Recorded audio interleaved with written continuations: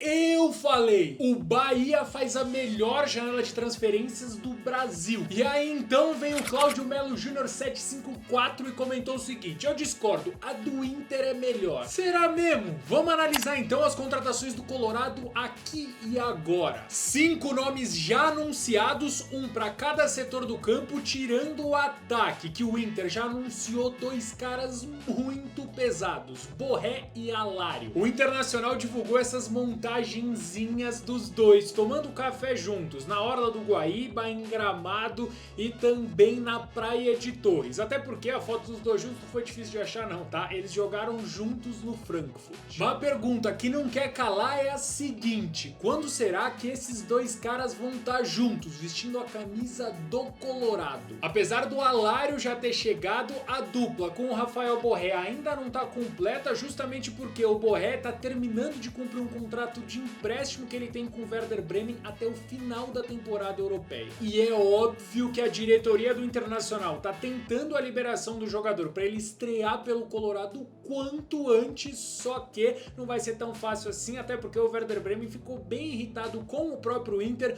do jeito que as negociações foram rolando com o Borré. De qualquer forma, caso o Inter não consiga essa liberação, a data limite para o Borré desembarcar no Rio Grande do Sul é no dia 15 de julho. O Borré hoje tem 28 anos e assinou um contrato com o Inter até dezembro de 2028. Ele atua no futebol alemão desde 2021 e nessa atual edição da Bundesliga o Borré fez 4 gols em 15 jogos, sendo que ele só foi titular 11 vezes. Só que na temporada 21-22, a que o Frankfurt foi campeão da Liga Europa, o Borré foi absolutamente decisivo. Só 5 jogadores fizeram mais gols que ele. Ele foi o 6º artilheiro no geral da competição inteirinha e na final contra o Rangers ele faz o gol de empate, leva o jogo para os pênaltis e aí então ele crava o 5º e último pênalti. O gol do título foi do Borré. Voltando um pouquinho mais, em 2018 o Borré foi campeão da Libertadores pelo River Plate, sendo um dos grandes destaques do time e inclusive fez gol na partida de volta que eliminou o Grêmio dentro da arena. Já a situação do Alário é um pouquinho diferente, até porque ele já tem 31 anos de idade e antes da estreia dele pelo Inter na primeira rodada do Gauchão, o nosso querido Hermano não entrava em campo desde abril do ano passado, quando ele sofreu uma lesão no joelho direito e precisou passar por cirurgia. Mas esses aí foram os dias de luta do Alário. Os dias de glória foram lá quando ele jogava no Bayer Leverkusen, quando ele teve uma média de uma participação em gol a cada 110 minutos, que dependendo de como foram os acréscimos, né, do jeito que tá hoje em dia, dá praticamente um jogo. E obviamente dias de glória também no River Plate, onde o Alário teve uma média superior a essa última que eu acabei de passar para vocês e de quebra foi campeão da Libertadores, campeão da Sul-Americana e bicampeão da Copa Argentina. O Johan é outra contratação do Internacional para 2024 e assim como o Alário, ele vê no Internacional a possibilidade de retomar a confiança, voltar a jogar bola em alto nível. Ele estava fazendo até uma boa temporada pelo Galo sob o comando do Tchatcho Kudê. Aí então o Johan acaba rompendo alguns ligamentos do tornozelo, obviamente fica alguns meses fora para se recuperar, ele acaba perdendo espaço, chega no final da temporada e ele fica livre no mercado. E eu vejo como uma excelente oportunidade de mercado, até porque sob o comando do Eduardo Cudê no Atlético Mineiro, o Johan fez 30 jogos com 4 gols e 2 assistências. Os números podem não ser tão exorbitantes, mas ele era muito importante para fazer o esquema do Cudê funcionar. E eu acho que vai ser exatamente isso no Internacional. Se ele não for titular incontestável do meio campo, você pode ter certeza que ele vai entrar. Jogo sim, jogo também. Agora, o empréstimo do Robert Renan para reforçar a zaga do Internacional só tem um único problema. E esse problema é se o Zenit acabar negociando o Robert Renan com algum outro clube no meio do ano. Para mim é muito simples. Pode até faltar experiência, mas uma zaga com Vitão e Robert Renan é uma das mais talentosas do Brasil. O Robert Renan é cria do terrão, né? E aí então ele sai do Corinthians no início de 2023 para reforçar o Zenit. Foi titular no comecinho da trajetória dele lá, com alguma frequência, mas no geral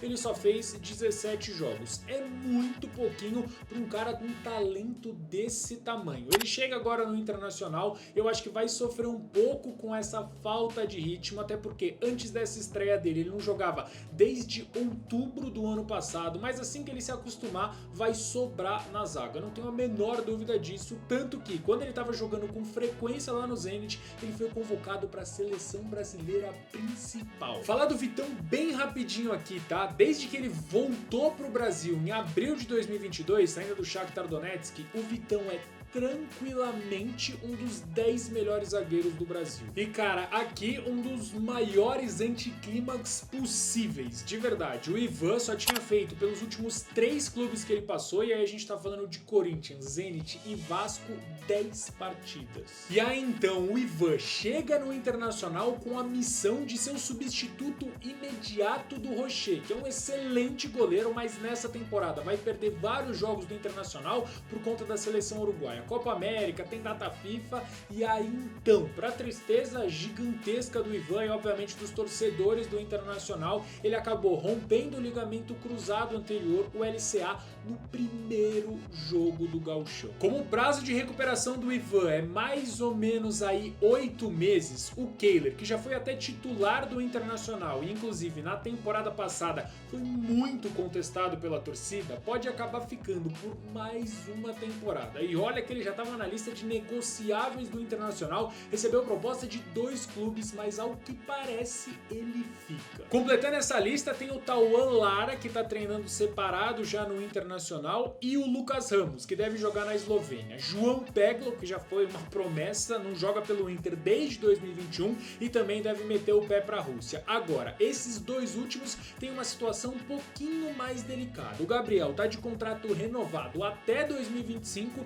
mas ele mesmo não garante permanência. E claro, o Maurício, que é peça importantíssima para o esquema do Internacional, recebeu uma proposta do Corinthians, mas foi recusada. E vamos combinar aqui, né? Mesmo que o presidente do Corinthians anuncie, não tem como confiar. Vem comigo agora então para a lista dos caras que já saíram. A lista é essa aqui e assim, tirando o Johnny, que a gente já sabia desde o meio do ano passado que não ia dar para segurar nessa janela, a real é que o Internacional se livrou de uma porrada de refugo. Fez bem demais de abrir mão dessa galera toda, né? Agora então, falando dos caras que podem chegar no Internacional, tem 2 nomes que me animam muito. O Thiago Maia é um jogador que chegaria para mudar completamente o patamar e a dinâmica desse time do Internacional no meio-campo, e o André Ramalho é, há pelo menos 3 temporadas, o cara da defesa do PSV. PSV que hoje é o líder do campeonato holandês e tem a melhor defesa, só com 8 gols sofridos em 18 rodadas. Com um pouquinho menos de grife, a gente tem o Shailon, que foi um dos principais jogadores do Atlético Goianiense na campanha do acesso na Série B de 2023, que aliás, das 38 rodadas, ele ficou fora só de 2. E pra fechar, o Marlon, que poderia facinho ter ganhado como melhor lateral do Brasileirão no ano passado pelo que ele fez no Cruzeiro. A real é uma só, o Internacional promete pra essa temporada e quem discordar é gremista. Ou eu tô louco?